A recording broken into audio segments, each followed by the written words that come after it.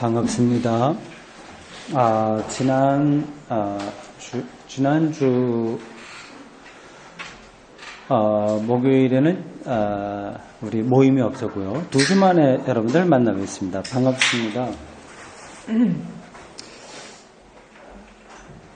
창세기 앞부분에 보면 창조에 대한 이야기가 나와요. 순서가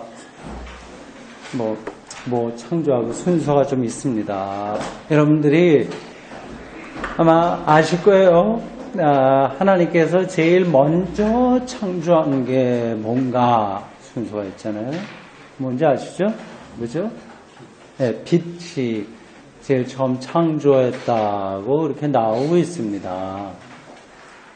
네, 마지막에 이제 사람까지 나오죠. 근데 빛이라고 하는 거, 그러니까 그게 우연하게 이렇게 빛이라고 얘기한 건 아닙니다. 고대인들에게 이 빛이 가장 강렬한 어떤 사건이었던 거죠. 그게 제일 먼저 창조됐다 이렇게 얘기를 하고 있습니다. 빛, 우리가 매일 보고 이렇게 만나고 있는 건데 아직까지 현대 과학이 이 빛에 대해서 많이 이야기를 하지만 그게 뭔지 정확하게 밝혀내지 못했습니다. 그게 입자인지 파동인지 서로 의견이 다르기도 하고요. 같이 있기도 해요. 두 가지 성질이 같이 맞물려 돌아가는데 이 두 가지가 같이 있다고 하는 게 이게 말이 사실은 좀 잘 안 되는 거입니다. 우리가 이제 햇빛을 받으면 따뜻하잖아요. 열 에너지가 오니까 이게 입자라고 생각이 되는데 이 입자라고 한다면 이게 이제 이런 게 입자로 돼 있잖아요. 책 그리고 제 볼펜이 이런데 입자끼리 스치면 이게 막혀야 되잖아요. 근데 프레시 두 개의 색깔 다른 걸 갖다가 이렇게 빛을 이렇게 교차시키면 통과돼 버립니다. 그렇게 입자가 아니라 파동이다. 이제 그런 주장이 가능한 거죠. 그래서 물리학자들이 이 빛을 두 가지, 그러니까 파동과 입자의 성격을 상보성 그렇게 이야기를 하는 것 같아요. 서로 어울릴 수 없는 게 같이 거기 놓여 있다 그 얘기입니다. 제가 잘 알지도 못하는 물리학에 대한 이야기를 해서 미안합니다. 제가 이 말씀을 드리는 이유는 빛도 이 세계에 있는 거잖아요. 근데 매일 우리 곁에 있는 것 같지만 우리가 알지 못하는 어떤 것입니다. 그러니까 이 세계가 아주 깊은 거죠. 아무리 들어가도 우리가 다 알 수 없는 거의 무한의 깊이로 있는 우물과 같다고 할까요? 이 세계가 그렇다 그렇게 볼 수 있습니다. 세상의 깊이, 그것은 곧 하나님의 비밀이고 하나님의 은폐성이고 해요. 그래서 물리학자들이 이 세계를 그렇게 알려고 노력을 많이 하는데 그러한 물질 세계마저도 그렇게 깊은데 그 모든 것을 창조하시는 하나님이야 오죽하겠습니까?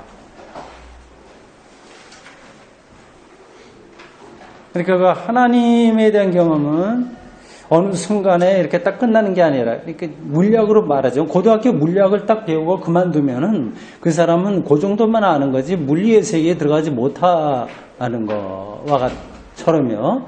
그러니까 하나님을 안다고 하는 것도 우리가 어느 정도 아는 걸로 끝나는 게 아니라 무한하게 사실은 거의 무한하게 어디로 가고 있습니다.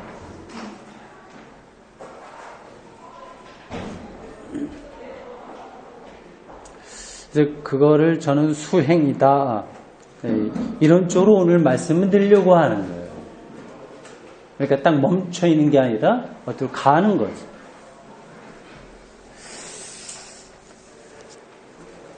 첫날 강의 오신 분들은 우리 공부가 어디서 어디까지 한다 그런 걸 대충 아실 텐데 중간에 오신 분들을 위해서 잠깐 안내를 해드리겠습니다. 오늘이 제4강이에요.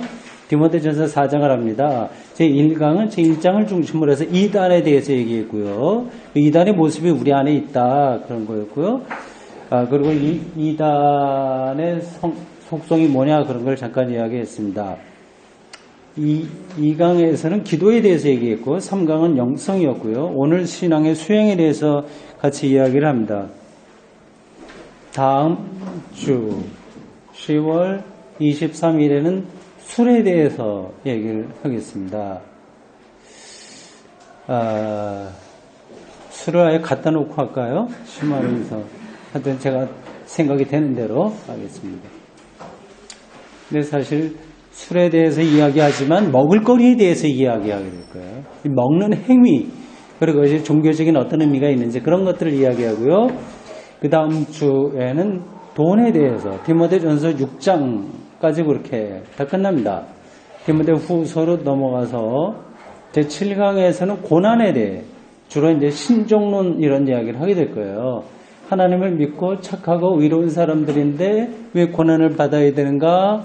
이 세계는 우리가 알 수 없는 그러한 고난들이 왜 일어나는가? 그런 것에 대해서 성서기자들이 많은 이야기를 해요. 그런 이제 신학적인 용어로 신정론, 테오데시라고 하는데 사실 예수 그리스도의 십자가가 이 무죄한 자의 죽음과 고난의 극치라고 할 수 있습니다. 그러한 문제를 이야기하겠고요. 11월 13일 제8강에서는 죽음과 삶에 대해서 9강 디모데후서 3장을 중심으로 한 이날 이야기는 원래는 종말에 대해서라고 했었는데 좀 제목을 바꾸겠습니다. 성경에 대해서 하겠습니다.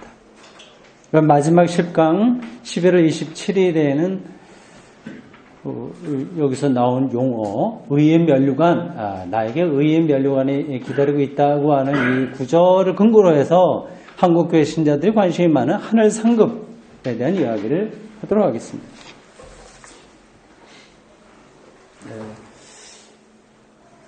전체 요 순서, 강의 순서 다 가지고 계신가요?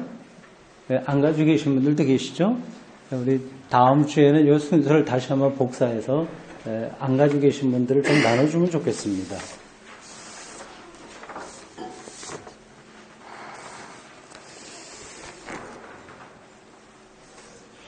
디모데전서 오늘 우리 같이 읽으신 그 말씀에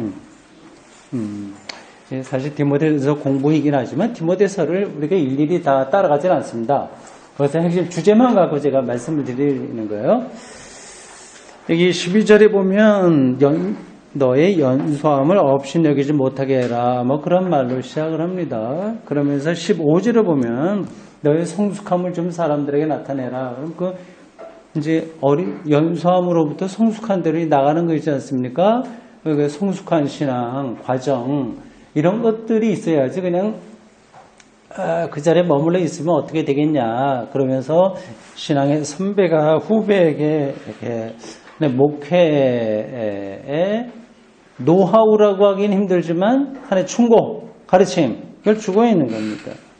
그러니까 연수함으로부터 점점 성숙함으로 자라가는 어떤 신앙의 과정들을 이야기하는 거죠.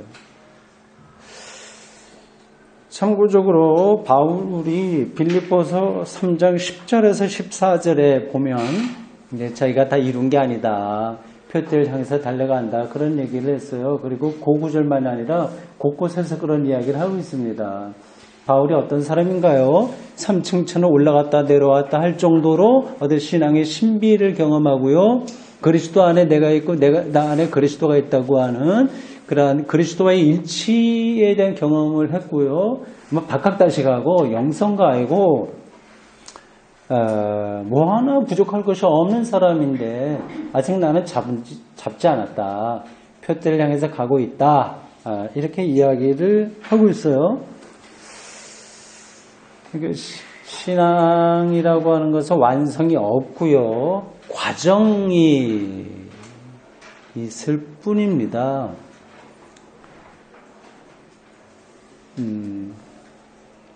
사실은 뭐 우리의 삶이 그런 거 아니겠어요? 화이트헤드라고 하는 철학자가 한 유명한 경구가 이렇습니다. Reality is process라고 해서요. 그러니까 정말 리얼리티, 있는 거, 그거를 좀 생각을 해 보십시오. 리얼리티라고 하는 말이 굉장히 중요합니다.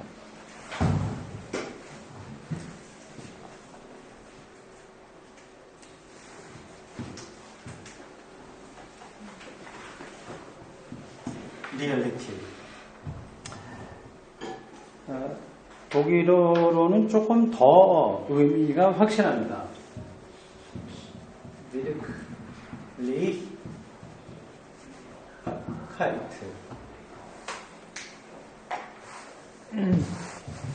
예, 저 두 단어가 사실 비슷한 단어이긴 한데 독일어 언어 자체가 조금 더 관념적이잖아요. 좀 철학적이고. 그래서 저 비르클리카이트라고 하는 독일어를 영역할 수가 없습니다.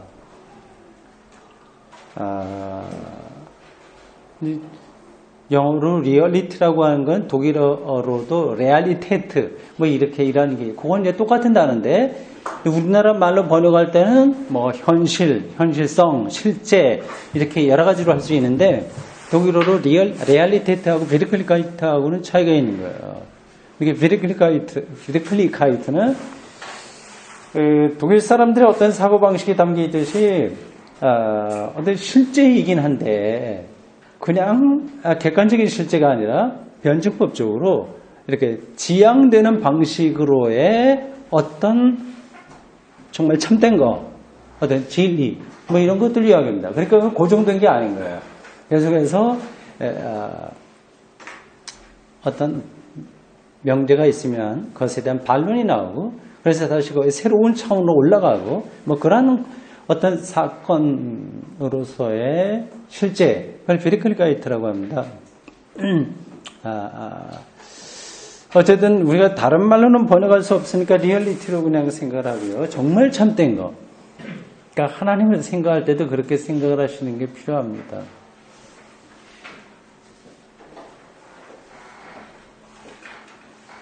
Reality of God.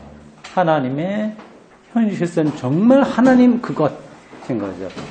그러면 하나님 아닌 것도 있냐? 하나님 아닌 것도 있죠. 뭐 우상 숭배라든지 아니면 다른 것들, 그리고 정말 하나님의 참된 것이 아니라 그 비슷한 것들도 많이 있어요.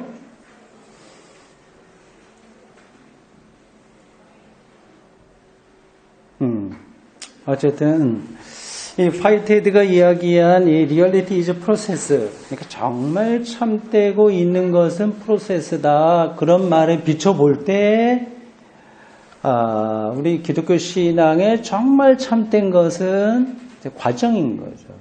성숙해가는 과정. 그러니까 하나님도 그렇게 딱 있는 게 아니라 그렇게 변화된다고 볼 수 있어요. 이 말이 여러분들에게 조금 불편하게 들릴지 모르겠습니다만은 하나님을 고정된 실체로 보시면 안 됩니다. 서브스탄스가 아니라 프로세스로 이해를 하시는 게 좋아요. 네. 하여튼 뭐 하나님도 그런데 우리 신앙이 오죽하겠습니까? 계속 그 하나님의 이르도록 이렇게 성숙해가는 것, 변화돼가는 것, 이런 쪽으로 신앙을 좀 생각을 하셔야지. 내가 11조인지 옛날보다 많이 해. 그래 성수주일 뭐 많이 해. 내가 교회에서 봉사 많이 해. 이제 장로쯤 됐어. 이런 걸로 신앙을 생각하면 이건 참 거리가 먼 이야기가 되는 거죠.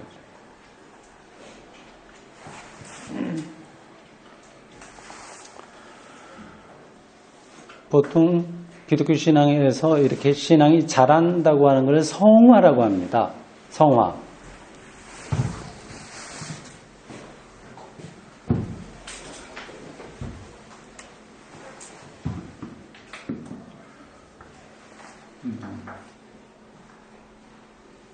그리고 성화가 있기 전에 칭의가 있다. 이렇게 보통 교리적으로 설명을 해요. 이거는 의롭다고 인정받는 것이라고 한다면 그래서 거룩해지는 어떤 과정 이렇게 봅니다. 그래서 약간 착각하는 경우에는 이 칭의는 믿음으로 가능하지만 이 성화는 우리의 노력이 필요하다. 우리의 의지, 우리의 노력, 뭐 이런 것들이 필요하다. 이렇게 얘기를 합니다.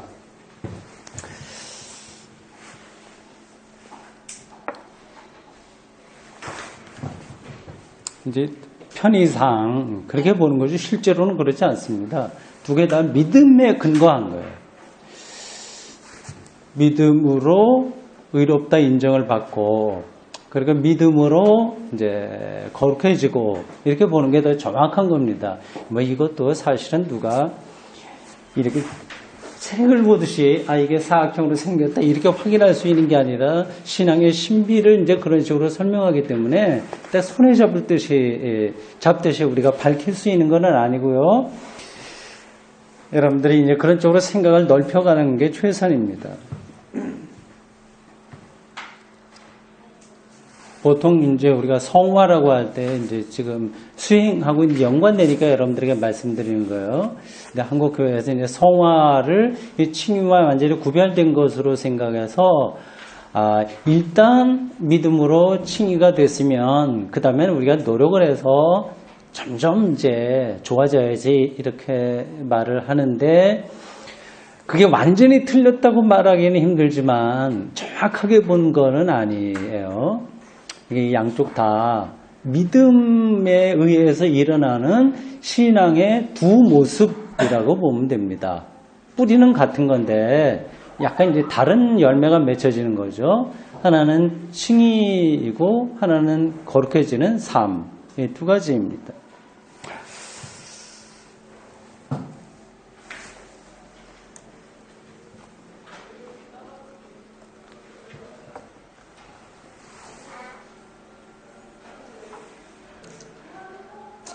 신앙이 수행이다, 혹은 성화 이런 것들을 포함한다. 이제 그런 얘기,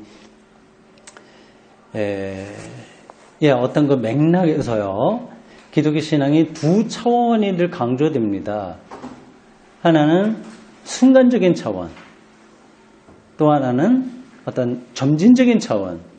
그래서 이거를 뭐 순간적인 구원이냐, 점진적인 구원이냐, 그런 얘기도 해요. 성서에 보면, 그리고 기독교 역사에 보면 어떤 결정적인 경험을 하는 순간들에 대한 이야기가 많이 나옵니다. 모세도 그러한 경험을 했고요. 이사야도 그랬고요. 커다란 어떤 경험을 하는 결정적으로 어떤 순간이 있었던 거예요. 마치 동양에서 소리를 배우는 사람들이 어느 순간에 득음을 하듯이, 그러나 하나님 경험을 한 것에 대한 이야기가 성서에도 많이 나옵니다. 여러분 강의 요약에 보면 3번에 1번 신앙의 순간, 그 대목을 보시면 돼요. 몇 사람을 제가 예로 들었습니다. 바울이죠. 바울이 다메섹에 가다가 이제 부활의 주님을 만났다 이렇게 얘기를 합니다.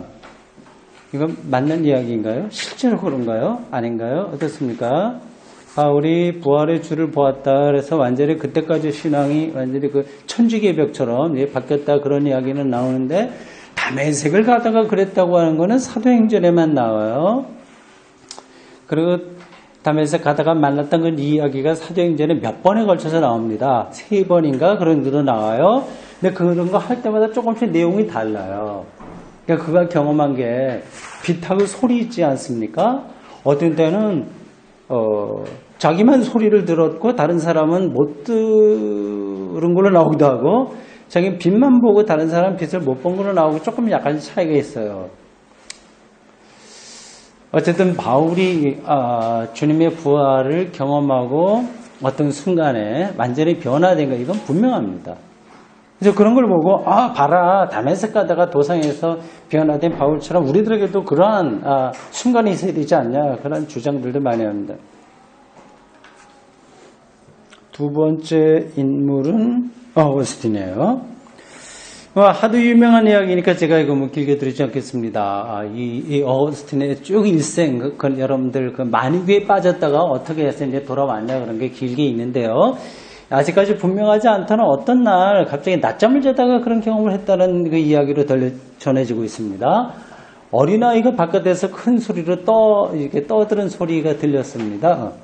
이제 들어서 읽어라. 그런 소리였다고 그래요. 그래서 이제 성경을 펼쳐서 읽는데 로마서 13장 13절 술 취하지 말라 이런 이야기를 듣고 완전히 변화됐다. 그래서 그 날짜하고 횟수 그런 것들이 순간의 경험 그런 걸로 나오고 있습니다. 루터도 비슷해요. 그가 젊어서, 이제, 로마를 여행하다가, 그 전에 이런저런 사건들이 있었습니다만은, 스칼라 상타 교회당이 있어요. 거기에 28계단으로 된, 28개로 된 계단이 있습니다.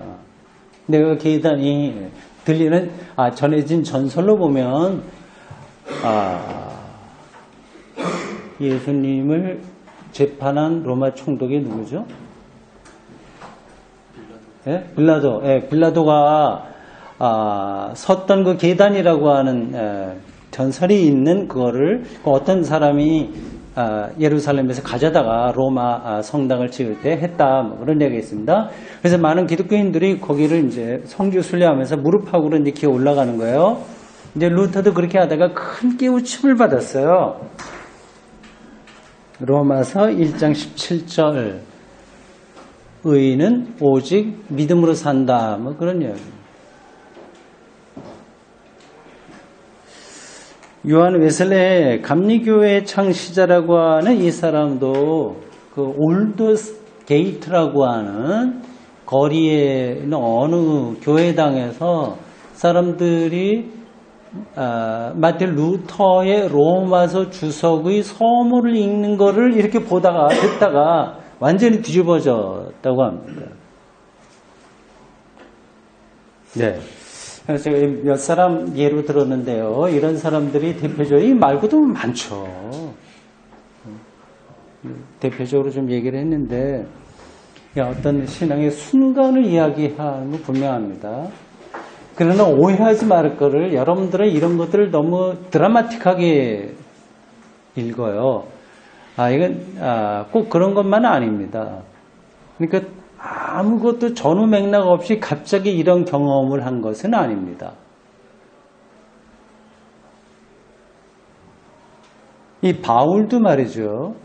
자기 전혀 아무 준비가 없었는데 담메색을 가다가 갑자기 부활의 주님을 본 것은 아닙니다. 이미 그의 영혼 속에는 뭔가가 이제 다 혼란스러운 상태로 이렇게 뒤죽박죽 되어 있을 때 어떤 경험을 하게 된 거예요. 상당히 점진적인 어떤 과정이 있었습니다. 그러다가 그게 이제 무르익어서 어떤 경험을 하게 된 거예요.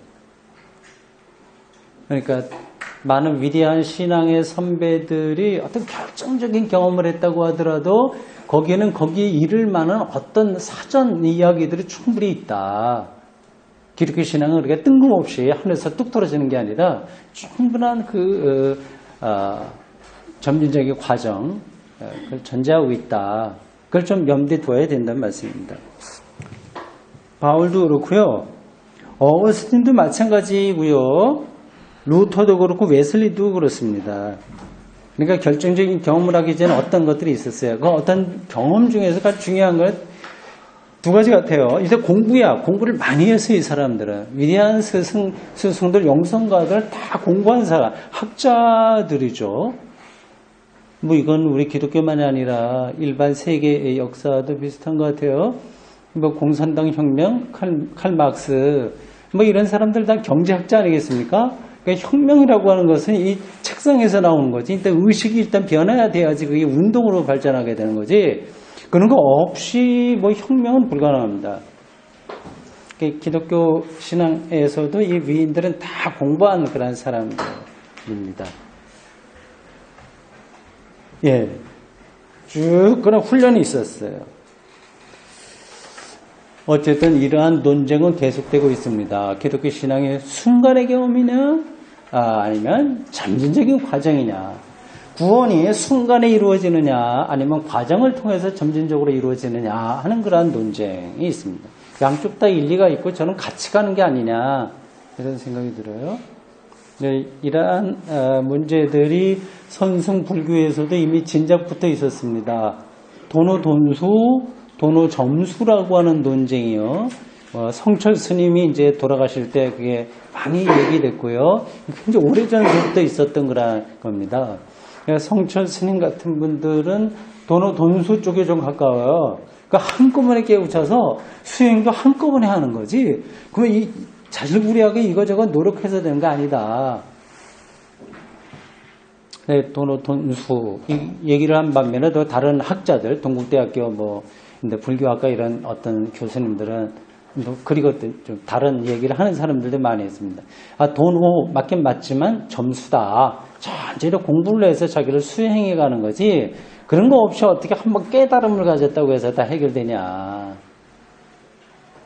그런 논쟁과 그 불교에서 얘기하는 도노돈수, 도노점수 논쟁과 돈점 논쟁과 기독교에서 얘기하는 순간의 구원이냐, 점진적인 구원이냐 하고는 이제 같이 맞물려 돌아가는 어떤 종교 현상의 하나라고 할 수 있습니다. 저는 앞에서 말씀드렸듯이 두 개가 같이 맞물려 돌아간다고 생각을 하는데 주로 좀 수행의 과정이 중요하다 이런 쪽입니다. 점진적인 게 더 중요하다 그런 쪽에 저는 그 입장이에요. 이제 그래서 오늘 말씀드리려고 하는 게 바로 그 핵심입니다. 신앙의 수행, 수행. 아주 극적인 어떤 사건이 있었다고 하더라도 거기에는 이르는 어떤 일들이 과정이 있고 그 끝난 다음에도 꾸준하게 수행을 해야지. 그렇지 않으면 그러한 순간적인 경험만 갖고는 기독교 영성에 들어가기가 불가능하다 생각을 하는 입장입니다. 그걸 제가 여러분들에게 오늘 조금 설명하려고 합니다.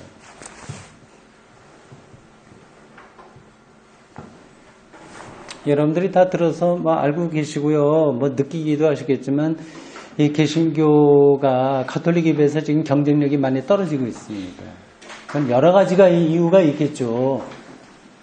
여러분들이 다 알아서 생각하실 거고요. 그 중에 하나가 수행의 부족. 수행. 그러니까 우리는 이제 부흥의 스타일이야. 그냥 가서 아무 준비도 되지 않았다가 어느 날 가자 그래서 했는데 빌리그램에 와서 설교하는데 탕자 비유 듣고서 완전히 그날 뒤집어져 갖고 이렇게 되는 거. 그런 쪽으로 많이 기독교 신앙이 기울어져 있습니다. 그런 걸 제가 매도하고 싶은 생각은 없어요. 하나님의 은총이라고 하는 것이 우리가 예상하지 못하는 방식으로 곳곳에 임하기 때문에 다 그런 일들은 일어날 수 있겠지만 그게 한두 사람에게는 특별한 경험으로 있을지 몰라도 교회 전체가 그런 방식으로 가게 되면 그건 이제 문제가 심각해지는 거죠. 개신교회는 그게 굉장히 부족합니다. 수행. 단적으로 가톨릭과 불교 그쪽을 한번 좀 보세요. 우리가 어떤가. 그 양쪽은 수행이 살아있어요. 전통적으로 살아있습니다.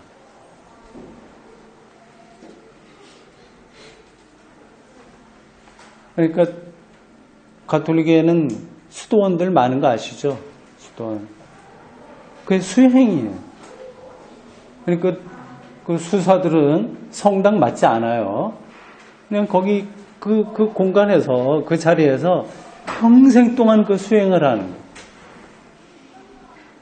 수녀들도 그런 사람들이 많습니다. 갈멜 수녀원이라고 하는 그런 데는 들어봤죠?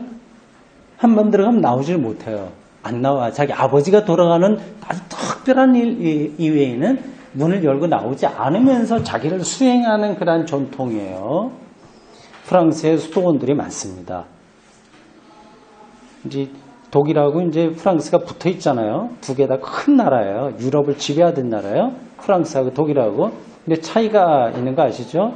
여러 가지 종교적으로도 그래요. 이 프랑스는 로마 가톨릭이 강하고, 이 독일에는 프로테스탄트, 개신교가 강하고 그럽니다. 정치적으로도 이제 프랑스는 왕이 통치를 했고, 이 독일은 영주들이 해서 지방이 많이 이렇게 좀 강했죠. 유럽 쪽에, 그러니까 그 프랑스에는 수도원이 많아요. 독일에는 수도원보다는 군주들이 살던 성이 많아요. 근데 프랑스에 어느 수도원 가면 뭐 여자분들이 좀 수도원에 많이 계시네요. 어디 가면 옛날에 제가 지오그라피라고 하는 그 월간지를 통해서 본 것 같습니다. 그래서 그 기자가 처음으로 거기를 방문한 거예요. 아무도 들어보내주지 않는데 어떤 섭외를 했는지 모르겠습니다. 들어가서 이제 이런저런 데를 이제 사진 찍고 하면서 나이 드신 어떤 노수녀를 즉석 사진으로 찍어줬대요. 폴라로이드라고 그러나? 딱 찍어서 이렇게 보여줬답니다. 그래서 이게 내 얼굴인가? 뭐 그렇게 얘기하더래요. 그러니까 그 수도원에는 거울이 없어. 자기 얼굴을 보면 안 돼.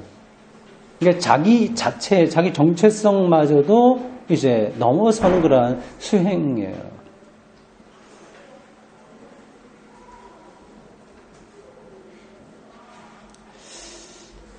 불교에서도 많죠. 그런 것들이. 장자불화라고 하는 말을 들어보셨을 거예요. 이제 우리는 이제 사실 상상하기도 힘든 건데, 등을 땅에 안 대고 꼿꼿이 이렇게 앉아서 10년 동안 돌을 닦고 수행한다고 하는 겁니다. 그리고 자기 암자에 철조망을 쳐서 아무도 들어오지 못하게 하는 그런 수행을 한다거나. 근데 이렇게 꼿꼿이 앉아서 잠을 어떻게 자나? 그래도 좀 잘 수 있는, 자다 안 자다 이제 그러면서 이렇게 수행을 하는 겁니다. 근데 우리가 볼 때 뭐 저렇게까지 하나? 저러면 결국 율법 종교로 들어가나? 좀 신비주의로 빠지게 되나? 그보다도 우리가 지금 예수 영접하고 은혜 받아야지. 이렇게 생각할지 모르겠지만, 그런 수행이라고 하는 요소를 빼면, 이제 종교가 이제 천박해질 수도 있고, 실용주의 이런 데에만 빠질 수도 있습니다. 앞에서 개신교회가 가톨릭에 비해서 어떤 경쟁력이 떨어졌다고 제가 말씀드렸는데, 그거 동의하죠? 근데 그게 이제 수행이 없는 종교로 떨어져 버린 거예요, 우리가.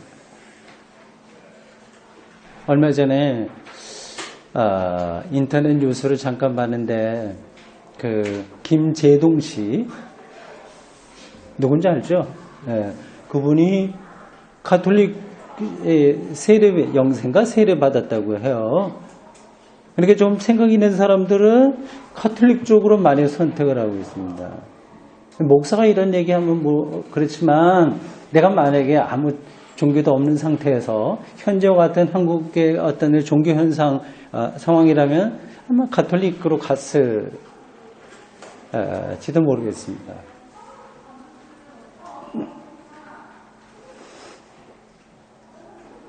근데 우리 대구 샘터교회는 가톨릭에 있다가 오래 오신 분도 있어요. 왜 그럴까 그게? 이유가 있겠죠.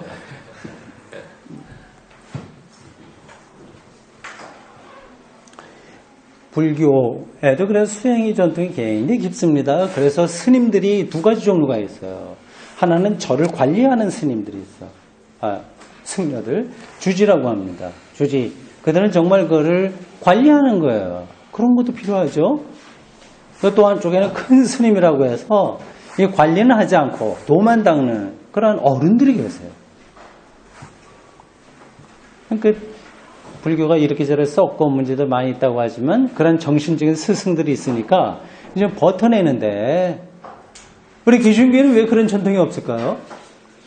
수도원 전통을 왜 우리가 하지 못할까요? 물론 개신교회에도 기도원이 있긴 합니다. 그죠?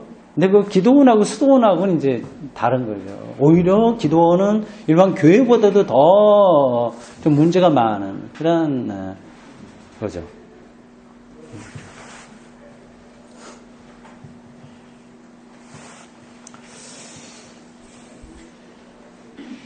그래서 우리 개신교회가 좀 멀리 내다보고 좀 어떤 그 한국 사회 안에서 자리를 잡으려면 이 수도원 전통 이걸 어떤 방식으로라도 좀 살려내야 될 것 같습니다. 제가 보기에 그래요.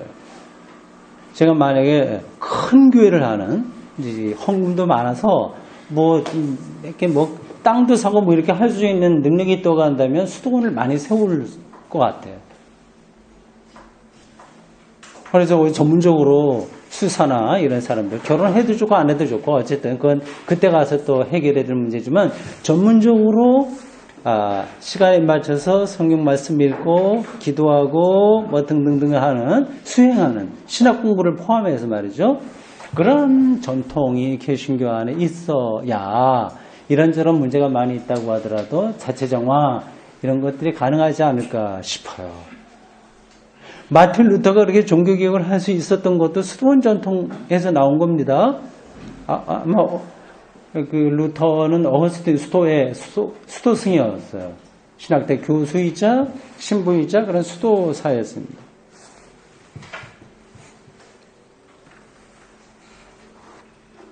수도원에서는 주로 뭘 할까요?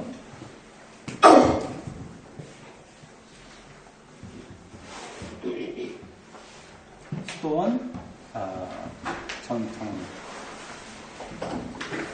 여기서 핵심적으로 하는 게 뭘까요?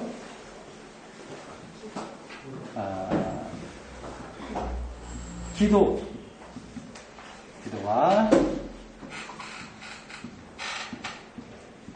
라보라, 노동.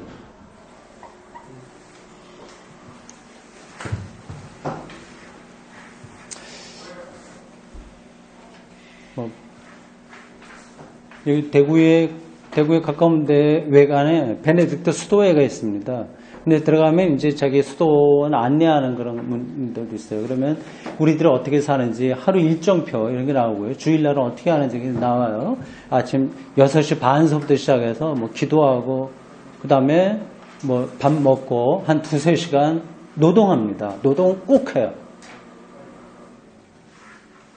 그리고 점심 먹고 잠깐 기도하고 근데 노동을 또 오후에 꼭 합니다. 2-3시간씩. 그리고 저녁에 모여서 다시 이제 기도해야 하고 저녁 먹고 개인 시간 이렇게 합니다. 단순하게 두 가지예요. 기도하는 거하고 노동하는 거 이겁니다. 이제 어떻게 보면 다 지루하죠. 사는 그러겠죠? 지루할 것 같죠? 너무 단순하니까.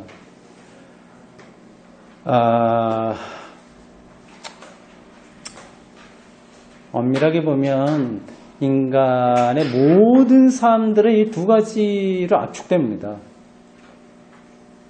단순한 거에 사실은 인간의 삶이라고 하는 게 뭐 TV도 보고 뭐 장사도 하고 많은 거 하지만 점수도 따야 되고 스펙도 해야 되고 뭐 출세도 해야 되고 결혼도 하고 해야 되지만 결국 이 두 가지 기도, 우리 영적인 어떤 그 성장 그거하고 노동 이 두 가지 몸으로 되어 있으니까 노동하는 이 두 가지입니다.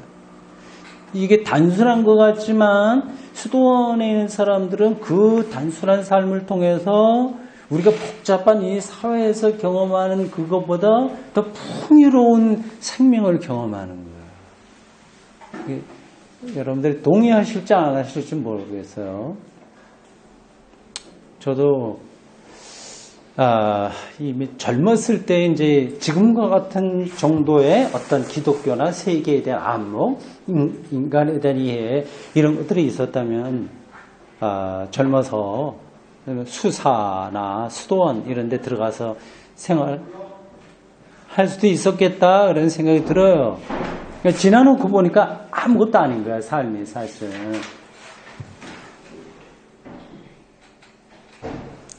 그러니까 자기 몸으로 일어나는 일에 충실하는 것. 그래서, 그 영적인 것 두 가지예요. 이 두 가지를 내가 조금 더 얘기하겠습니다. 여기 뭐 나이 드신 우리 선생님들이나 뭐 교우들은 뭐 다 제가 말하지 않아도 아시지만 젊은 사람들에겐 조금 도움이 필요할 것 같네요. 이 두 가지라고 하는 사실이요. 도르테 쥘레라고 하는 여성 신학자가 있었어요. 도르테 쥘레. 여기 독일어로는 중간에 오물라우트를 찍어가고 A 발음이 포함돼요. 그래서 쥘레라고 합니다. 여성 신학자, 또 정치 신학자라고 얘기하고요. 벌써 10년쯤 전에 죽었을 겁니다. 아까 좀 젊어서 죽었어요. 이 사람이 쓴 여러 가지 책이 있는데 그 중에 제가 기억에 남는 거는 리벤, 사랑. 대문자로 해야 될까요? 사랑과 아르바이텐.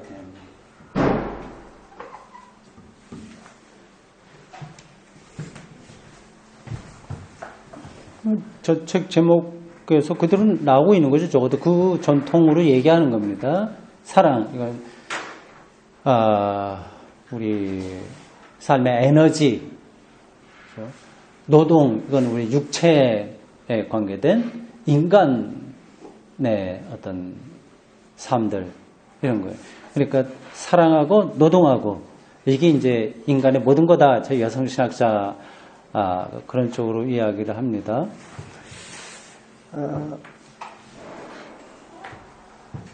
이 사람 말고 제가 뭐 할 얘기가 있었는데 이거 하다가 잊어버렸네요. 근데 이 생각이라고 하는 게 이게 이상해서 그 순간에 딱 잡아놓지 않으면 날아가 버려서 잘 안 떠올라요.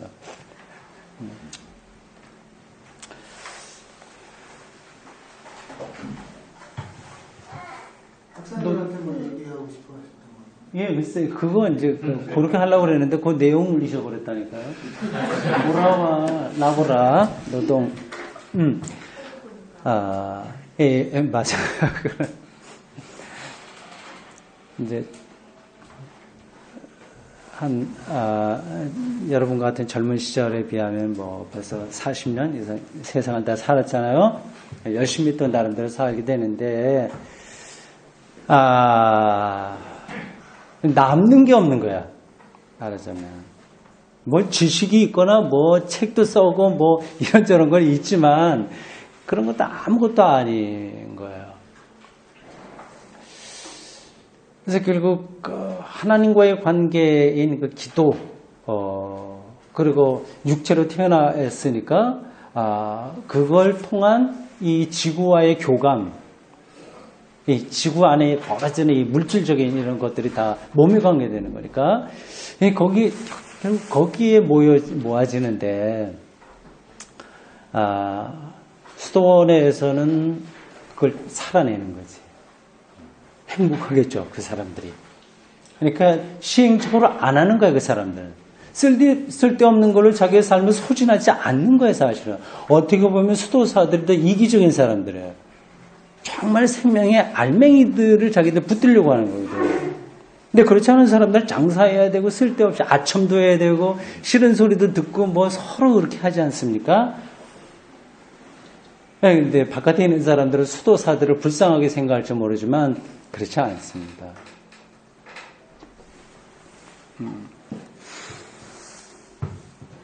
이제 기도와 노동이라고 그랬어요. 그러니까 이 두 가지가 계속 우리에게 중요한 건데, 그래서 그걸 붙들고 있어야 되는데요. 이걸 2강에서도 제가 잠깐 드린 말씀이에요. 결국은 노동하는 것은 결국 끝납니다. 곧. 나이가 들으면 몸이 다 이제 쇠약해지기 때문에 하고 싶어도 못해요. 그러니까 마지막까지 남는 것은 기도 하나일 겁니다. 하나님과의 관계. 그러니까 우리가 기독교적으로 산다, 아니면 수행으로서 산다고 하는 것은 이게 가장 근원이 되는 것을 이제 붙들고 사는 거고요. 그리고 이제 기도만 남는다고 했는데, 그러니까 그 최종적으로 남게 될 그거를 미리 당겨서 붙들고 사는 거. 좀 관념적인 표현이긴 한데요. 그게 이제 기독교 수행의 핵심이라고 할 수 있습니다. 근데 그게 잘 안 돼요.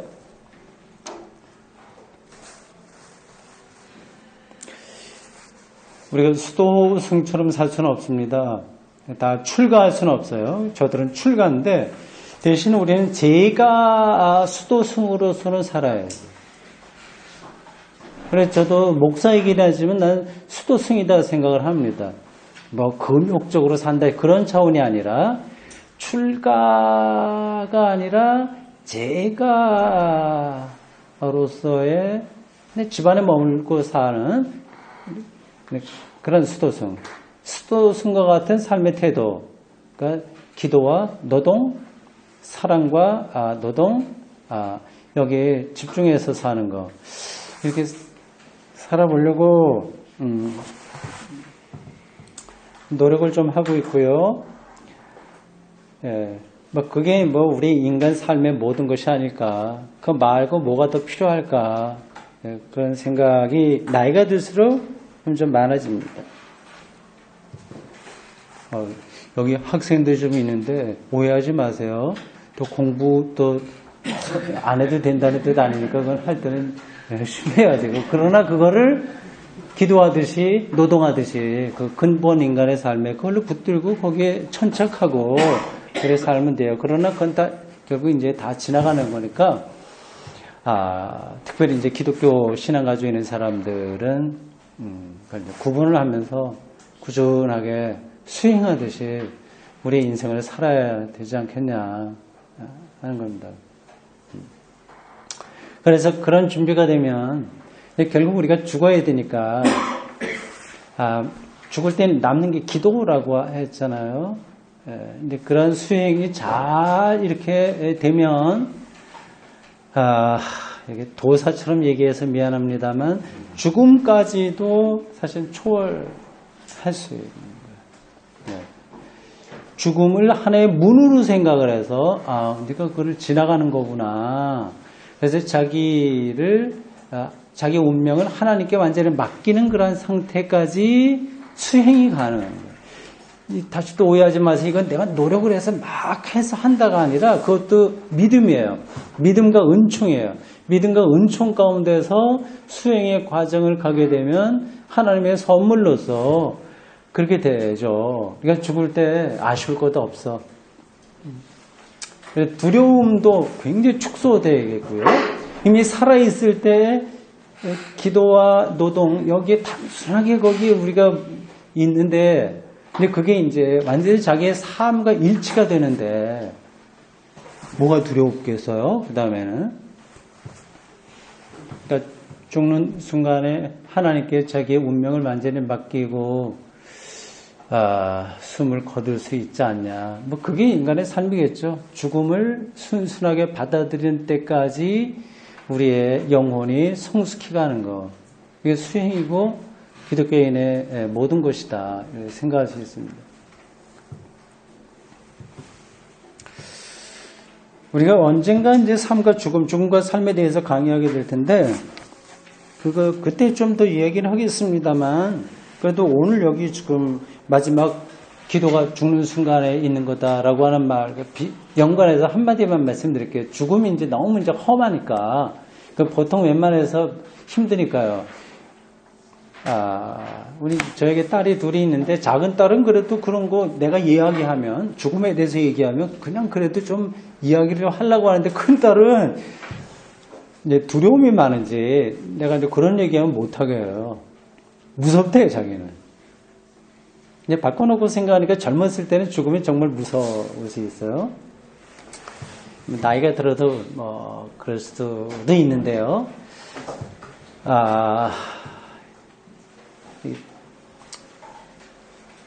우리가 그래 수행이 잘 이루어지면, 그러니까 신앙적으로 잘 성장하게 되면 자신이 이제 두렵다고 하는 건 내가 이제 모든 게 이제 없어진다고 하는 거 아니겠습니까? 근데 없어져도 괜찮은 거야. 그 당연. 자기가 무가 돼도 그걸로 두렵지가 않게 되는 거야. 왜냐하면 하나님이 무의 방식으로 통치하시니까 그 하나님의 통치에 들어가는 게 기쁨이고 생명을 얻는 거 아니겠어요? 근데 우리는 자꾸만 생명을 얻는다고 하는 거를 우리가 설계해 놓은 것, 여기서 경험하는 것들을 확대하는 거로 생각해서 문제가 생기는 거예요. 그래서 그런 걸 다 놓게 되면 참 불안하다 생각하지 않습니까? 이건 좀 완전히 바꿔야 되죠. 마틴 루터가 그런 얘기를 했습니다. 예수님이 지옥에 있다면 난 지옥 택하겠다. 지옥이 얼마나 불행하겠어. 그러나 이제 그런 게 아니라고 하는 거죠.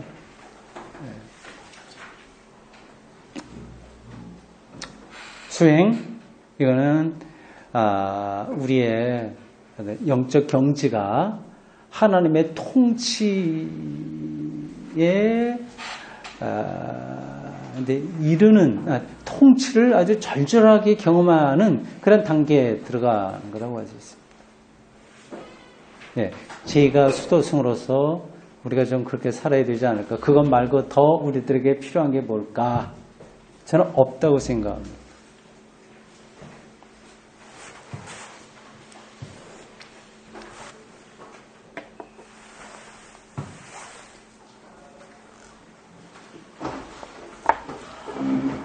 질문 있으면 아무 때나 손 들어주시면 되겠어요. 마지막으로 그렇다면 수행의 프락시스는 어떤 것이 있을까?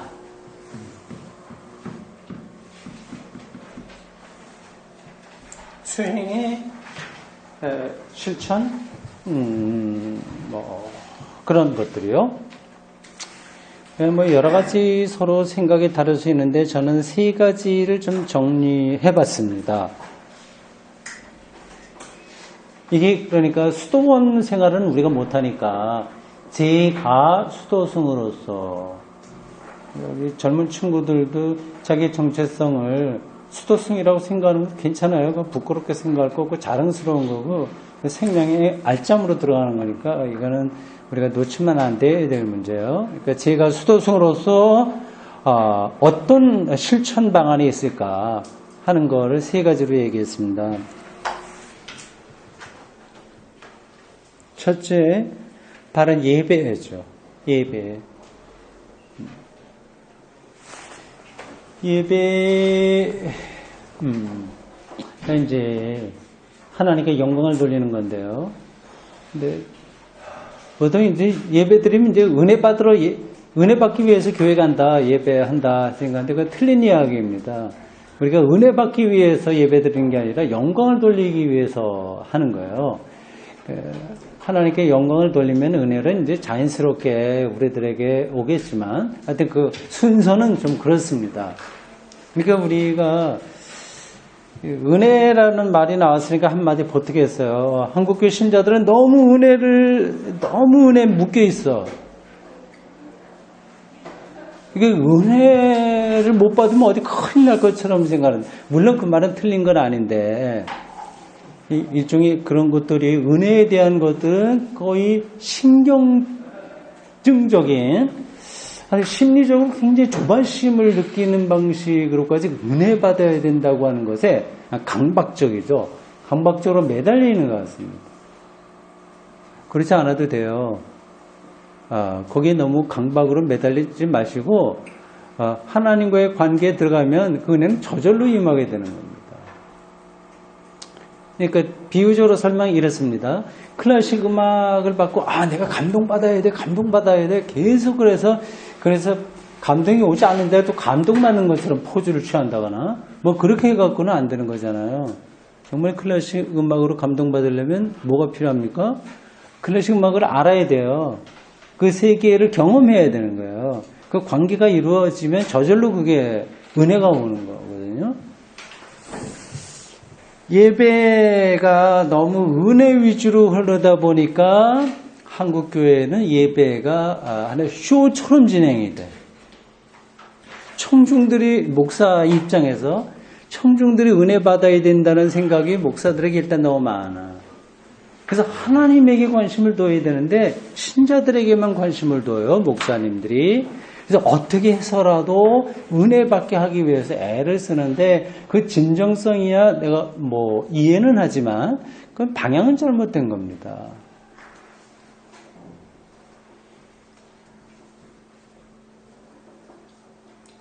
그래서 이제 이 예배가 뭐 경배와 찬양류로 많이 흐르고요.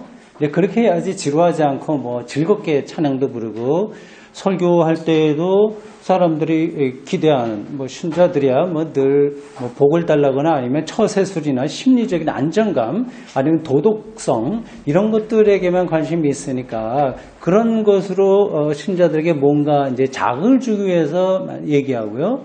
좋은 쪽으로는 약간 좋은 쪽이라기보다도 약간 한쪽으로는 신자들은 좀 축혀 세우는 거죠. 아, 복받아, 잘 돼.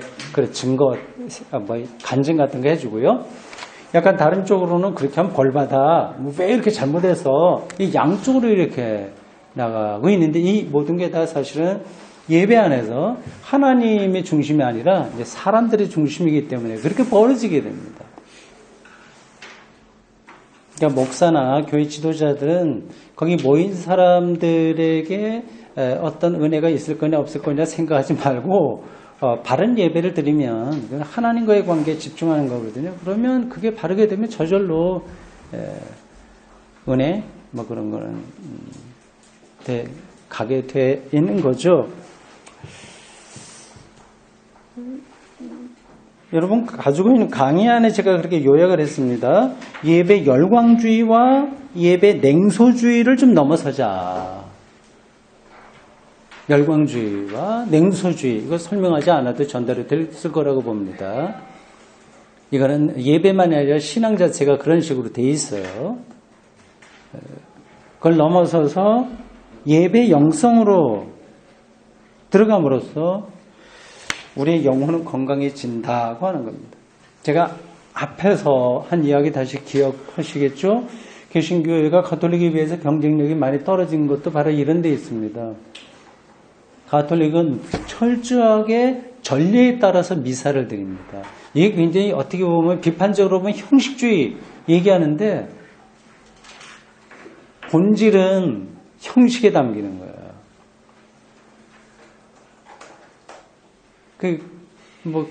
모차르트의 무슨 이런저런 곡들을 어떤 지휘자가 지휘하는데 자기 기분이 좋다고 해서 어떤 부분을 다르게 막 연주한다거나 그러면 안 되는 거잖아요.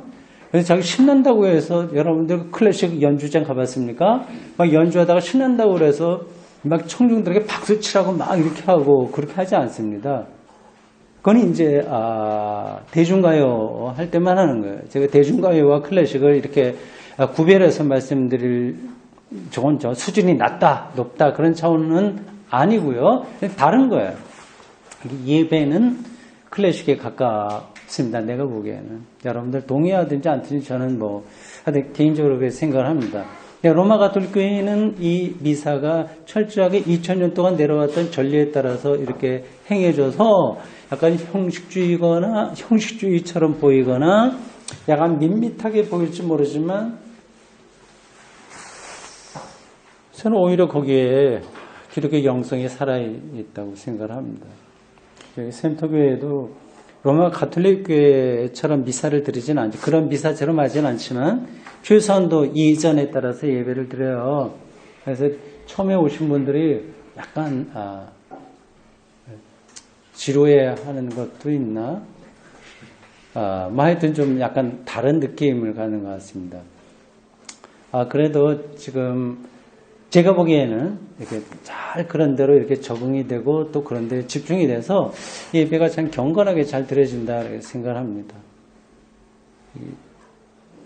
맞나요? 틀리나요? 여기 이렇게 오신 분들. 이 예배가 왜 우리 수행에 중요하냐? 예배의 핵심은 두 가지입니다. 말씀과 성만찬이에요. 말씀에 대해서 얘기하지 않겠습니다. 지난주 우리 수련회 갔을 때 주제가 이제 성만찬이었기 때문에 그 한 가지만 말씀드리겠습니다.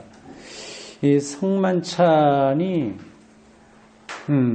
우리 개신교에서는 너무 이제 등한히 드려지고 있고요. 예배 때는 성찬이 사실은 거의 필수적으로 있어야 됩니다. 이제 원칙적으로만 말하자면.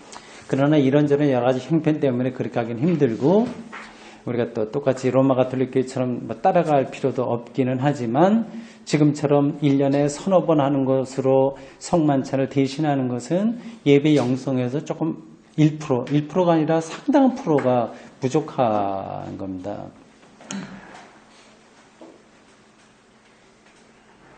예, 성찬의 영성, 그러니까 떡과 빵과 포도주가 예수님의 몸과 피라고 하는 사실.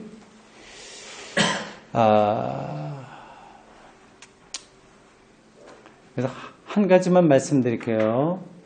성찬에 대해서도 각 종파들마다 입장이 달라요. 가톨릭에서는 화채설, 루터교에서는 임재설, 쯔빙글리 이런 쪽에서는 기념절, 상징설, 켈빈 이런 사람들은 켈빈파 이런 데서는 영적인 임재설 뭐리 얘기를 합니다. 그 사이사이 제가 차이점 다 말씀드리지 않겠고요. 그냥 한 가지만 말씀드리겠습니다. 로마 가톨릭 교회가 얘기하는 화채설, 이게 우리가 볼 때는 조금 말도 안 된다 이렇게 생각하지 않습니까? 근데 그게 말이 좀 됩니다. 왜 그런지 간단하게 설명을 할게요. 이제 그 사람들은 사제가 이 빵과 포도주를 놓고 이것은 그리스도의 몸입니다. 그리스도의 피입니다. 이렇게 축사를 하면 실제로 그게 실제로 바뀐다. 그래서 주장하거든요. 이게 바뀝니까? 안 바뀝니까? 안 바뀌잖아. 누가 보더라도 안 바뀌잖아요. 그런데 그들이 바뀐다고 말하면 정신 나간 사람들이든지 뭔가 문제가 있는 거예요. 그런데도 불구하고 왜 그들은 그거를 계속 주장을 할까요? 이게 이상한 거 아닙니다.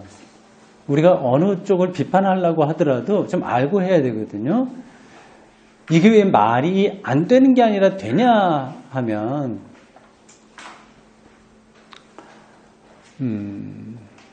이 지구 안에 있는 모든 물질이라고 하는 것은 시간에 따라서 그 안에 있는 원소들이 이동하는 것뿐입니다. 예? 근원적으로 볼 때 그런 거예요. 그러니까 저의 몸에 있는 이 원소들하고 이 펜에 있는 이 원소들, 여기에도 인이 있고 여기도 인이 있잖아요. 여기도 우라늄이 있고 여기도 탄소, 우라늄이 있지 않습니까? 이 녀석이 가지고 있는 탄소와 내 몸에 있는 탄소가 똑같은 거예요. 어떤 시간에 따라서 일로 들어갈 수도 있고 여기 올 수도 있어요. 그 예수님의 몸에 있었던 어떤 많은 원소들이 그냥 우리 상상력을 빌려서 얘기하는 겁니다. 2000년 동안 이 지구 안에서 빙빙빙빙 돌다가 그 바로 이 성찬 때 놓여 있는 이 빵과 포도주 안에 들어가서 개연성이 0%는 아닌 거예요.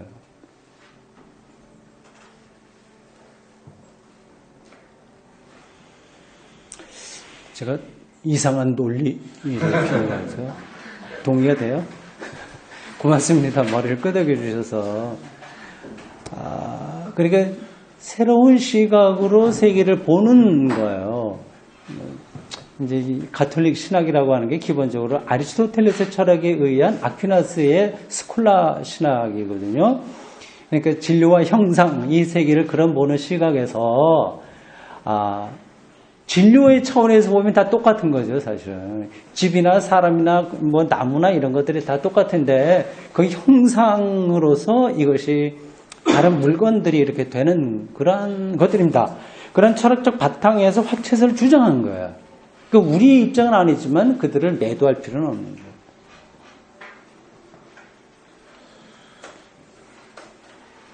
이제 이러한 것들 우리 개신교에서는 뭐 임재설이나 다른 거예요. 그건 제가 설명하지 않겠습니다.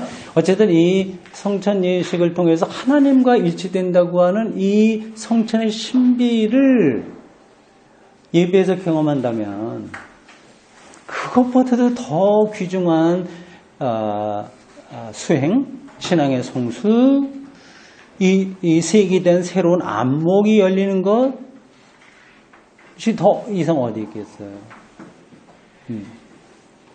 여러분들 안심하시고 예배에 허무주의나 냉소주의 빠지지 말고 참여하십시오. 다 알지 못한다고 하더라도 거기에 있는 여러 가지 상징들, 종교적 의식들은 이 세계를 뚫어보는 이 현재 삶만이 아니라 죽음 이후까지 이르는 그리고 전체 역사를 다 관통하는 어떤 힘들이 사실 거기에 있어요.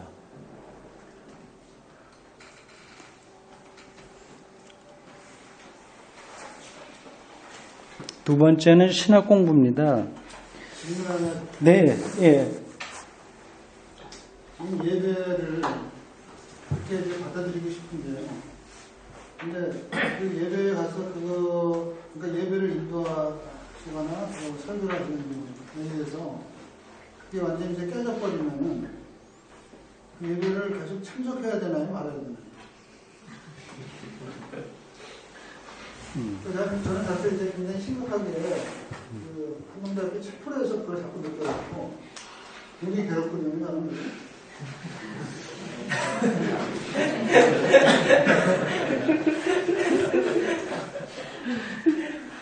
집사람이 자꾸 그런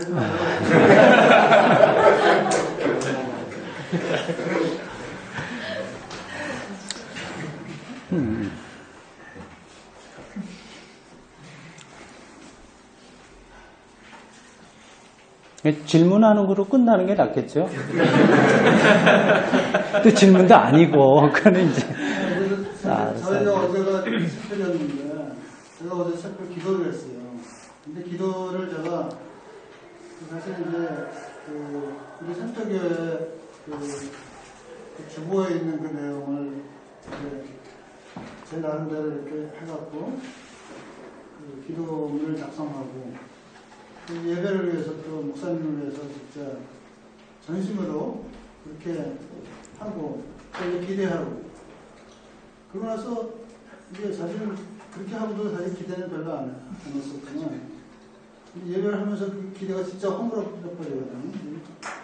그런 것들에 대해서 그러면 그 예배를 내가 가야 될지 말아야 될지 학생이야 뭐 선택권이 없지만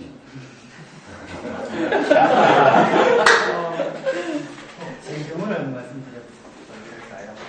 저는 요즘 교회에 안 나갑니다. 집사람 살아서 3년간 교회를 다닌 적이 2006년부터 한 9년까지는 되었는데, 센터교회도 몇 번 가서 뵙고 했으나 지금 사실 교회 안 나갑니다. 집사람은 한마음교회라는 걸 나가는데 나도 교회 간다, 내 마음교회에 간다 이런 얘기를 합니다. 가면은 그 예배가 참 아까 원전 형식에 담긴다고 했는데 형식 때문에 오히려 뭔가 거리감을 느끼게 되고 자꾸 이게 사실은 내가 사실 본질보다 더 많은 형식에 빠져들어서 낯설어지는 거죠. 그리고 왜 3년 동안 갔냐면 거기 가서 이제 성경을 읽고 나름대로 한 시간 좋아서 갔었는데 그래도 주일이 되면은 집사람은 교회도 하고 저는 뭐 텃밭에 가거나 이렇게 하는데 저는 예수님은 어떤 예배를 했느냐 기독교인의 큰 본은 예수가 되어야 된다고 생각하는데 예수님이 무슨 예배를 어떻게 이 로마식으로 전통에 따라 올렸느냐 그건 아니다 이런 생각이 들고 예수님은 제자들과 말씀을 나누고 그 깨우침 하느님의 뜻을 깨우치고 우리 삶과 연결하는데 제자들을 깨우치면서 많은 말씀을 나누면서 제자들과 시간을 보내는 그게 예수님의 예배가 아니었던가. 또 아까 그 성만찬이라 했는데 오병이어나 마지막에 어떤 그리스도와 떡에 나눈 이런 것들로서 한 사람 먹고 살면서 깨우치는 그 과정 일상을 예배로 하는 것이 아니냐. 그런데 한국에 거기 가면은 그 사막이나 있어야 될 큰 막 건물 안에 어두침침한 곳에서 마구 소리치고 예배하고 하는데 왜 산에서는 안 되고 들길에서는 안 되는가? 왜 이 건물 안에서만 공동체가 되고 들판이나 자연 속에서는 공동체가 없는가? 이런 문제들을 많이 느꼈습니다. 그래서 사실은 안 나가지도 그렇게 한국교회에 안 나가는 것으로 인해서 소외감은 없거든요. 그 말씀을 저는 그렇게 느꼈습니다. 네. 오히려 내가 교회 예배 참석 안 한다고 해서 내 스스로는 이렇게 멀어지는 것이 아니다 이렇게 하는 거죠. 수도원에서 수도사들이다. 그 단순한 뭡니까 노동과 기도. 예. 근데 저는 그런 의미에서 이제 제가 말씀드리는 건 아니고 저는 교회 공동체가 반드시 필요하다고 생각하는데 그 공동체라는 거가 이제 같이 이렇게 만들어가는 건데 그 공동체를 만드는 그 대부분의 구성원들이 그렇지 않으면은 다른 데 가서 공동체를 한다든가 이런 선택의 여지가 있는 거 필요하지 않나 그런 생각. 예. 지금 말씀하신 부분들은 뭐 이렇게 한두 마디로 이렇게 정리해서 대답을 드리기가 참 어렵습니다. 다들 또 생각들이 있으시니까요. 하십시오.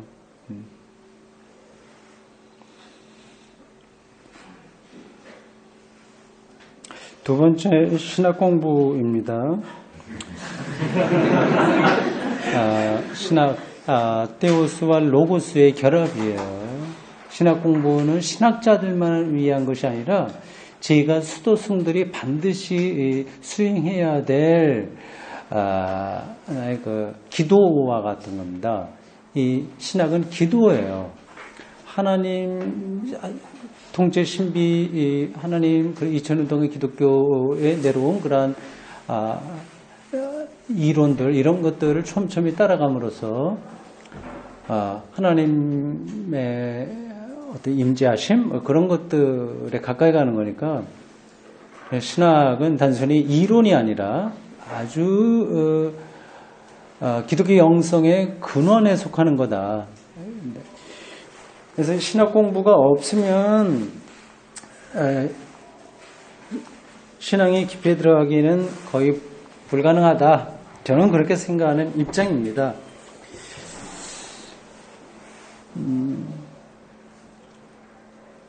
예. 그 다음 세 번째, 교회 생활입니다. 교회 생활. 두 번째 말씀하신 선생님이 그런 입장인 것 같아요. 이제 교회에서 영적으로 만족이 안 되는데, 예수님도 뭐 형식에 맞춘 예배를 드렸겠냐. 지금도 얼마든지 강과 산 자연에서 이 자연의 아름다움, 어떤 것들을 느끼면서 거기서 마음의 평화를 누리면 그것이 정말 살아있는 예배가 아니냐. 이렇게 생각할 수 있습니다. 참고적으로 말씀드리면 예수님은 그 복음서가 증언하는 대로 보면 그 회당 예배에 성실하게 참석하셨다고 봐야 됩니다. 회당에 안식일마다 회당에 가는 이게 지금 우리 예배하고 뭐 비슷한 점도 있고 차이점도 있는데요. 그 유대교회에는 뭐 성전은 예루살렘 한 군데니까 제사 드릴 때는 거기 가야 되고 나머지 안식은 정말 쉬는 거예요. 정말 쉬는 거. 안식, 세베트라고 하는 이 안식이 정말 쉬는 거거든요. 노동을 안 하는 거예요. 그러니까 더 본질적인 차원에서 말하면 아까 말씀하신 대로 모든 거 안 하고 그냥 쉬는 거. 이게 안식인데, 근데 유대인들은 그때 회당에 왔습니다. 그래서 말씀을 듣고, 하여튼 그렇게 안식을 취하는데 예수님도 회당에 자주 들어가셨잖아요. 말씀도 읽고 이렇게 했습니다. 근데 이 부분이 있어요. 그러니까 우리가 개인적으로 순수 심령의 차원에서 영적으로 어떤 절대자와의 영적 공명, 소통, 이런 거는 가능합니다. 그래서 그 하나님을 믿는 사람이라고 얘기할 수도 있어요. 그런데 교회는 이제 좀 다른 거죠. 이거는 상처가 많은 사람들, 마음에 들지 않은 사람들끼리도 함께 모여서 일치를 추구하는 구체적인 에클레시아, 모임입니다. 모임. 그러니까 오프 모임에서 모임을 하는 거예요. 이게 이제 딜레마죠. 이게 좀 여러 가지 면에서 상처가 많은 이런 데인데, 시간만 낭비되는 것 같고 더 영적으로 승화된 개인 나가서 독서한다거나 뭐 산책을 한다거나 할 수 있는데 어떻게 되냐. 오늘 한국의 현대 지성 기독교인들이 그래서 교회 다 떠났습니다.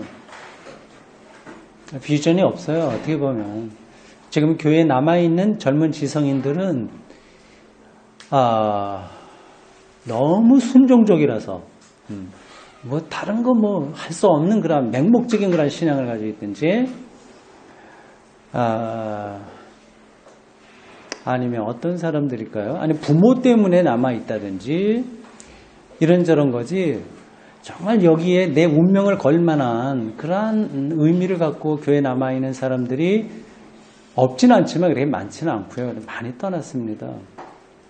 이런 걸 위기로 느끼고 교회 지도자들이 바른 영성, 바른 교회, 정말 참다운 하나님 통치와 하나님 나라 발실레야 여기에 걸맞는 공동체로서 좀 나가야 될 텐데 아직까지는 뭐 그런 움직임들이 많이 보이지 않습니다. 세대가 좀 많이 흘러야 되겠고요. 아마 지금보다도 교회가 한 반쪽 수준으로 떨어지면 오히려 그래야 이제 개혁되지 않을까 싶은 생각이 들어요. 그렇지 않는 한 지금 왔던 방식대로 교회가 된다 생각으로 그냥 나갈 것 같습니다.